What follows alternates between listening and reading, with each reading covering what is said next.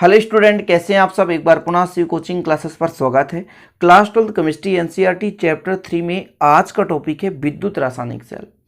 सीधा 12th में पूछा जाता है विद्युत रासायनिक सेल किसे कहते हैं, सचित्र वर्णन कीजिए। सिंपल क्वेश्चन है प्यारे भाइयों, इसलिए आप लोगों को बहुत अच्छे तरीके से समझना है। या कभी कभी क्वेश्चन आ जाता है गैल्वेनी सेल किसे कहते हैं, तो आपको पता होना चाहिए कि विद्युत रासायनिक सेल का एग्जाम्पल है गैल्वेनी सेल, जिसे डेनियल सेल भी कहते हैं। क्वेश्चन आ जाए विद्युत रासायनिक सेल तो भी आपको यही लिखना है। क्वेश्चन आ जाए डेनियल सेल तो भी इसी को लिखना है। गैल्वेनी सेल आ जाए तो भी यही लिखना है, या वोल्टी सेल आ जाए तो भी लिखना है। ठीक है, तो परेशान नहीं होना प्यारे भाइयों, इसको आपको अच्छे समझने की कोशिश करना है। सबसे पहले थोड़ा सा परिभाषा समझते हैं कि विद्युत रासायनिक सेल है क्या। शब्द से अर्थ निकलेगा विद्युत रासायनिक सेल, ठीक है ना। कहने का मतलब एक ऐसी युक्ति है प्यारे भाइयों जो रासायनिक ऊर्जा को विद्युत ऊर्जा में परिवर्तित कर देती है। किसको? रासायनिक ऊर्जा को विद्युत ऊर्जा में परिवर्तित कर दे, वह जो युक्ति है प्यारे भाइयों विद्युत रासायनिक सेल है। जैसे यहाँ पर आपको दो पात्र दिख रहा है, इसमें केमिकल भरा हुआ है, जैसे ZnSO4 और CuSO4 यानी जिंक सल्फेट और कॉपर सल्फेट। इसको ऐसे व्यवस्थित करते हैं कि इसके माध्यम से है ना, जो रासायनिक ऊर्जा के रूप में संचित है, यह विद्युत ऊर्जा में परिवर्तित हो जाए। तो एक प्रकार की युक्ति जिसकी सहायता से रासायनिक ऊर्जा को विद्युत ऊर्जा में परिवर्तित किया जा सकता है, उसे कहते हैं विद्युत रासायनिक सेल। परिभाषा देखेंगे कि वह युक्ति जिसकी सहायता से विद्युत ऊर्जा को रासायनिक ऊर्जा को विद्युत ऊर्जा में परिवर्तित किया जाता है, उसे विद्युत रासायनिक सेल कहते हैं। सर्वप्रथम एल गैल्वेनी ने 1780 एवं बोल्टन ने 1800 में रासायनिक ऊर्जा को विद्युत ऊर्जा में परिवर्तित किया था, इसलिए इसे हम गैल्वेनी सेल या वोल्टी सेल भी कहते हैं। ठीक है ना। कहने का मतलब इसके बारे में गैल्वेनी ने भी प्रायोगिक अध्ययन किया और भैया बोल्टा ने भी इसके बारे में बताया, यानी रासायनिक ऊर्जा को विद्युत ऊर्जा में परिवर्तित करके देखा कि इस प्रकार से ऐसी घटनाएं हो सकती है। इसी कारण से इस सेल का नाम गैल्वेनी सेल या वोल्टीय सेल भी कहा जाता है। क्लियर हो गया। तो एक ऐसी युक्ति जिसकी सहायता से रासायनिक ऊर्जा को किस में बदला जा सकता है, विद्युत ऊर्जा में बदला जा सकता है, उसे हम कहते हैं रासायनिक सेल। परिभाषा दिया आएगा तो आपको यहाँ तक लिख देना है कि वह युक्ति जिसकी सहायता से रासायनिक ऊर्जा को विद्युत ऊर्जा में परिवर्तित किया जाता है, विद्युत रासायनिक सेल कहलाता है। इसके बाद प्यारे भाइयों आपको डायग्राम बनाना है। डायग्राम में क्या क्या करना है कि दो अलग अलग पात्र हैं प्यारे भाइयों, इन दोनों अलग अलग पात्रों में, एक पात्र में ZnSO4 और एक पात्र में CuSO4 कॉपर सल्फेट का विलयन भरा रहता है। ध्यान ये देना है कि जिस पात्र में जिंक सल्फेट भरा है उसमें जिंक का क्षण, यानी जिसका भैया यहाँ पर आपके पास विलयन है, उसी धातु का यहाँ पर क्षण लगाना है। जैसे यहाँ पर कॉपर धातु का विलयन है तो कॉपर धातु का ही क्षण लगा हुआ है। CuSO4 है तो यहाँ पर Cu आपके पास क्या प्यारे भाइयों, एक कैथोड का काम कर रहा है, क्षण है। मतलब ZnSO4 में जिंक का क्षण और कॉपर SO4 में कॉपर का क्षण डुबा कर रखते हैं। ठीक है ना, जो कि प्यारे भाइयों इलेक्ट्रोड का काम करते हैं, एनोड और कैथोड का काम करते हैं। अब अपन क्या करते हैं कि दोनों विलयनों को एक लवण सेतु के माध्यम से जोड़ देते हैं। कि लवण सेतु है प्यारे भाइयों, इसमें हम अगर अगर की जेली भर सकते हैं, या मान लीजिए KCl का गर्म किया हुआ विलयन। KCl क्या होता है, एक लवण होता है, तो इसमें अपन भर सकते हैं। उल्टे यू आकार की कांच की नली होती है जिसमें हम अगर अगर की जेली भर दें, है ना, या कि KCl को गर्म करके रख दें प्यारे भाइयों, तो यही कहलाता है अपना क्या, लवण सेतु। ठीक है ना, चीजें क्लियर है। फिर क्या करते हैं कि दोनों इलेक्ट्रोडों को हम बाह्य परिपथ में यहाँ पे गैल्वेनोमीटर लगा देते हैं और कुंजी, ये आपका कुंजी है, ये आपका कुंजी है और ये गैल्वेनोमीटर है। तो गैल्वेनोमीटर और कुंजी की सहायता से दोनों इलेक्ट्रोडों को जोड़ देते हैं, और जैसे ही इलेक्ट्रोडों को जोड़ते हैं प्यारे भाइयों तो इसमें धारा बहने लगती है। अब ये धारा का जो क्रियाविधि है वो कैसे होता है वो समझना है। तो पहले आपको करना क्या है, लिखना है। कैसे कैसे लिखना वो मैं आपको अब सिस्टमेटिक ढंग से बताता हूँ। ठीक है ना, कि इस सेल में अलग अलग दो पात्र होते हैं जिसमें ZnSO4 और कॉपर सल्फेट का विलयन भरा रहता है। ZnSO4 में जिंक का क्षण और CuSO4 में Cu का क्षण यानी कॉपर का क्षण डूबा रहता है। दोनों विलयनों को एक लवण सेतु की सहायता से जोड़ा जाता है, जो कि U आकार के कांच की नली होती है जिसमें अगर अगर की जेली या प्यारे भाइयों KCl का गर्म किया हुआ विलयन भरा रहता है। इतना क्लियर हो गया। आगे बात करते हैं। अब यहाँ पर क्या करते हैं प्यारे भाइयों कि आगे लिखना है आपको कि दोनों इलेक्ट्रोडों को, है ना, जिंक और यहाँ पर आपका क्या है, कॉपर, दोनों इलेक्ट्रोडों को यानी जिंक और कॉपर के इलेक्ट्रोडों को किसी धातु के तार ये धातु का तार है यहाँ से यहाँ तक, किसी धातु के तार कुंजी और गैल्वेनोमीटर की सहायता से जोड़ देते हैं, जिसके कारण इलेक्ट्रॉन का प्रवाह होने लगता है। ये जो इलेक्ट्रॉन होता है प्यारे भाइयों यहाँ से शुरू होता है, मतलब जिंक से इलेक्ट्रॉन मुक्त होता है, जिंक से इलेक्ट्रॉन मुक्त होता है और प्रवाह होकर के दूसरे यहाँ पर आपके पास Cu के पास पहुँचता है, दूसरे विलयन में Cu के पास जाता है और इसको शुद्ध यानी Cu2 पॉजिटिव है, इसको इलेक्ट्रॉन देकर के शुद्ध कॉपर क्या कर देता है, मुक्त कर देता है। ठीक है ना, इतना क्लियर हो गया।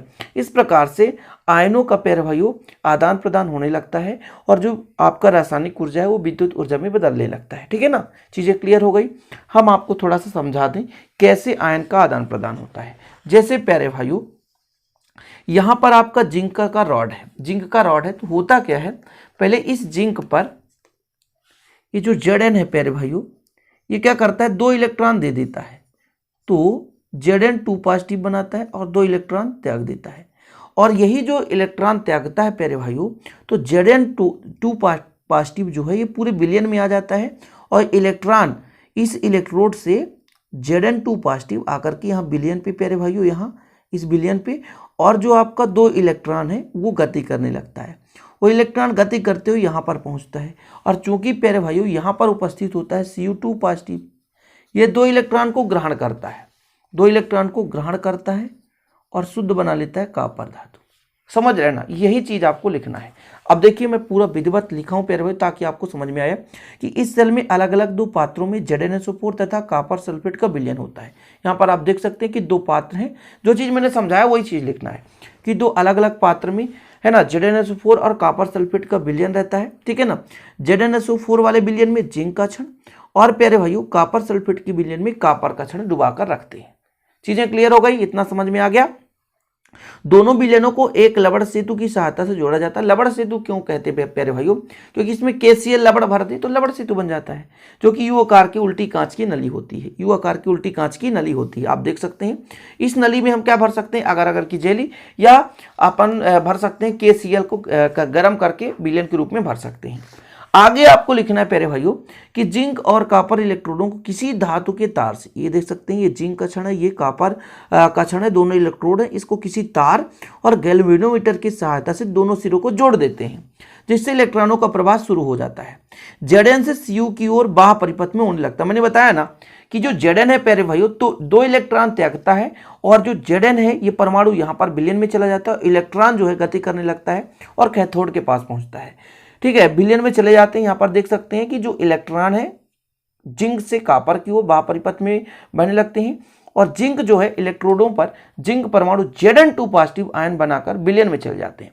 यहाँ उपस्थित इलेक्ट्रॉन बाह्य परिपथ में कॉपर इलेक्ट्रोड पर पहुंचकर CuSO4 विलयन में उपस्थित Cu2 पॉजिटिव आयन को कॉपर धातु में बदल देती है, जो कि Cu इलेक्ट्रोड पर जमा होता जाता है। ठीक है, अब आगे थोड़ा सा आप समझने की कोशिश करेंगे।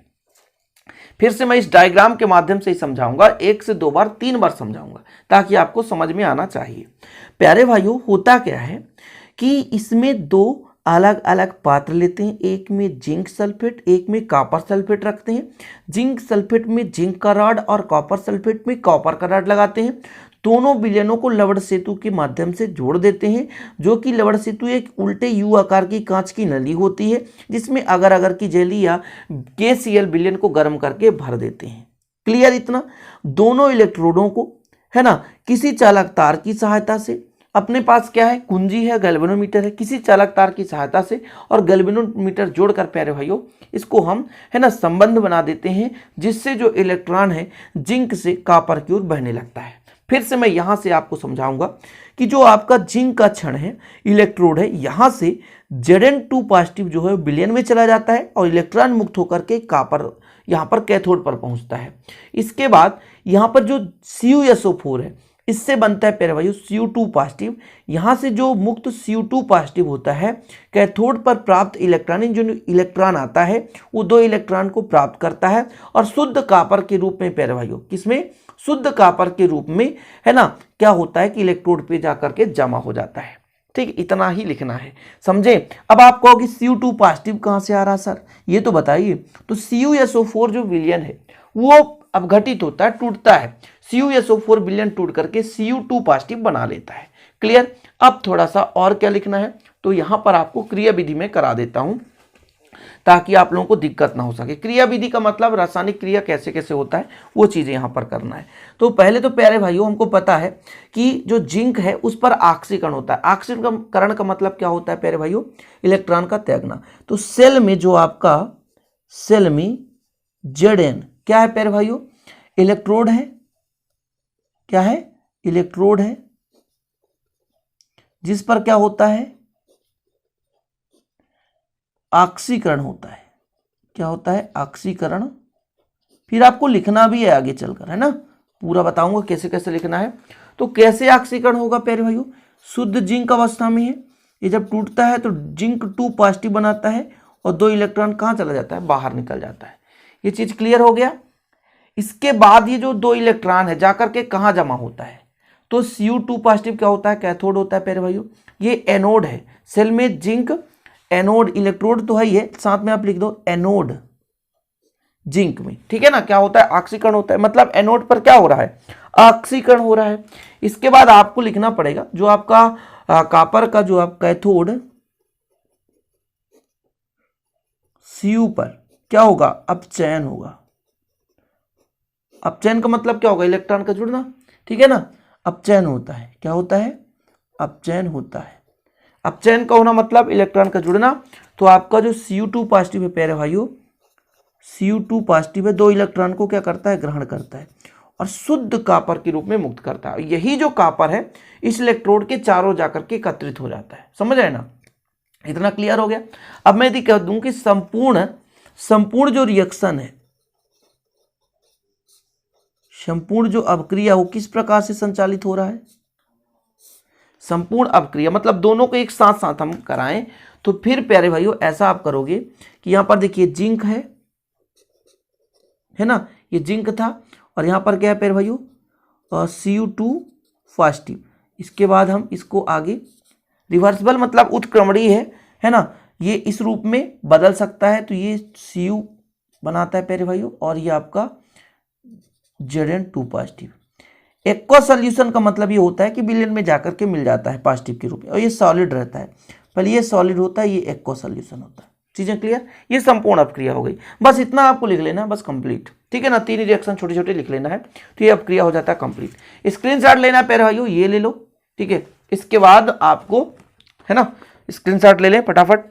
इसके बाद आपको ये करना है, इसको पूरा लिखना है और इसको लिखने के बाद प्यारे भाइयों फिर आपको ये लिखना है। ओके, तो इस तरह से आपका हो जाता है कंप्लीट। और 4 अंक के क्वेश्चन आते हैं प्यारे भाइयों। डेनियल सेल आ जाए तो भी आपको इसको लिखना है, बोल्टी सेल आ जाए तो भी इसी को लिखना है, विद्युत रासायनिक सेल आ जाए तो भी इसको लिखना है। कुल मिलाकर कुछ भी पूछा जाता है प्यारे भाइयों इनके अंतर्गत, Daniell cell, galvanic cell, voltaic cell, विद्युत रासायनिक सेल, तो बस आपको सीधा सिंपल मैंने जितना करा है उतना लिख देना है, आपको बराबर पूरे के पूरे अंक मिलेंगे। तो उम्मीद करता हूं प्यारे भाइयों कि अब ये आपका कंप्लीट हो गया क्वेश्चन और आप अच्छे तरीके से इसको समझ गए होंगे प्यारे भाइयों। बहुत सिंपल है यार, कुछ भी टफ नहीं है। थोड़ा समझने की कोशिश किए होंगे तो डेफिनेट रूप से आपसे बन जाएगा, ठीक है। पसंद आए तो प्लीज चैनल को सब्सक्राइब कर लें, लाइक कर दें, दोस्तों के साथ शेयर कर दें। मिलते हैं इसी प्रकार के अगले वीडियो के साथ, तब तक के लिए जय हिंद, वंदे मातरम।